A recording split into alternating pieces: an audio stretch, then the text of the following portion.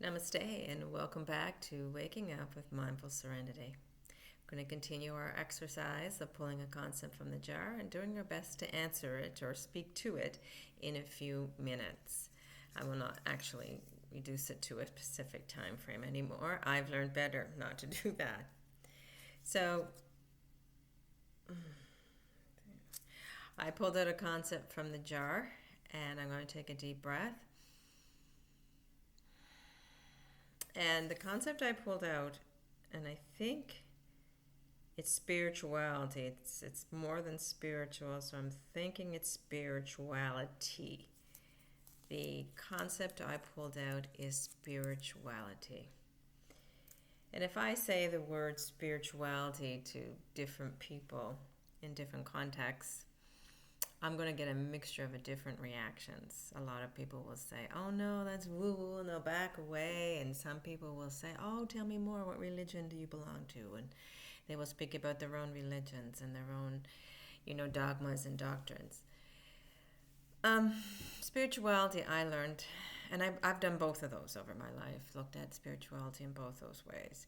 As I've become more and more immersed into my own desire to be a better human and to find peace in the most wholesome way I can, I have come up with a different conceptualization of the word spirituality.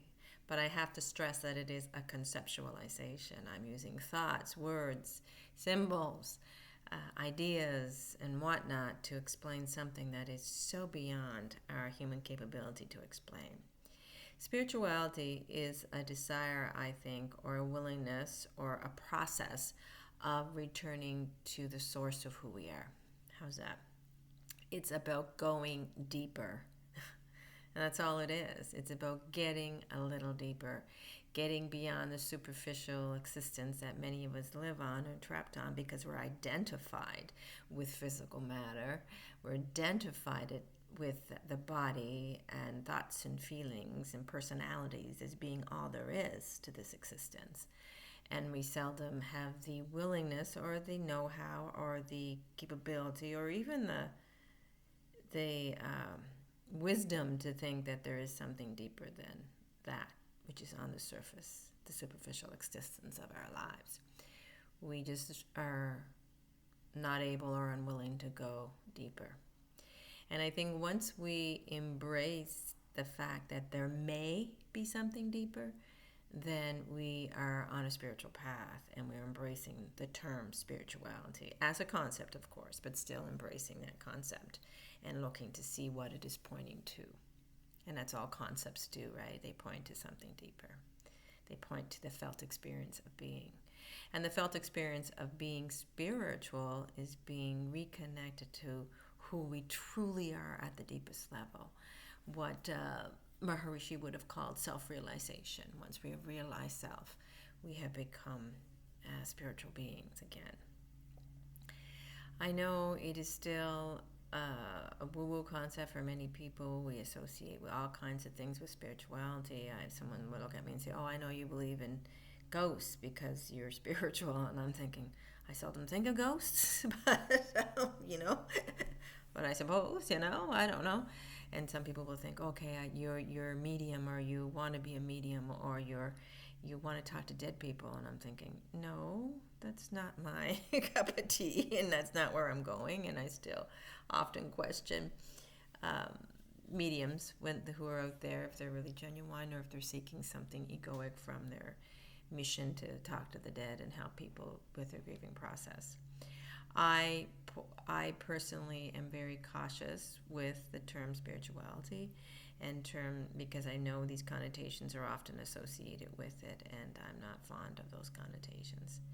So spirituality to me is the basis again of going deeper, and we need to remember the importance of going deeper, because if we're stuck on this superficial layer of existence and the physicality of things, and we're so identified with the body and the roles we play and what we own and what we don't have and our problems and the dramas of little me, we're not connecting to that essence, that one pranic essence, prana, that is in everything.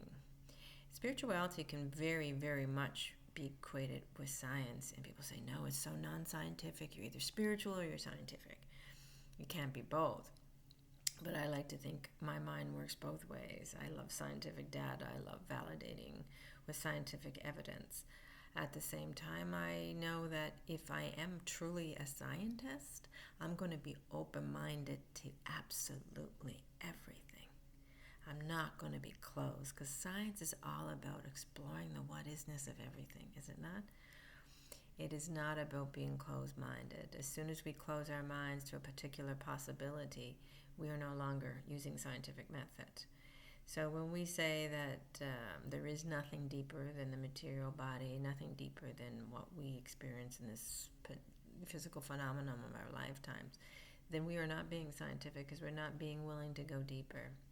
How do we know? I mean, science has not proven that there is something deeper yet. Like, they have not proven where thoughts come from. They have not proven or made clear what consciousness actually is, and if it exists beyond the physical body. And so therefore, because they have not proven it to be true, they say it's not true, but that's still not the scientific process. They haven't proven it to be not true yet, right?